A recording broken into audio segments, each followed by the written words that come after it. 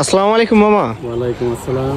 আপনি তো সাদিয়া চোখের পানি ঝালমুড়ি বিক্রি করে ফেমাস হয়ে গেছেন। আপনাকে আজকে একটা চ্যালেঞ্জ দিব, এই ছোলা দিয়ে হচ্ছে ঝালমুড়ি মাখাই দিতে হবে, পারবেন? হ্যাঁ, তারপরও নেন, এই কয়টা দিয়ে মাখাই দিবেন, মজা হয় জানো মামা। কয় টাকা নিবেন?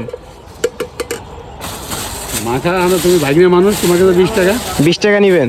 আচ্ছা ঠিক আছে, মাখান তাহলে।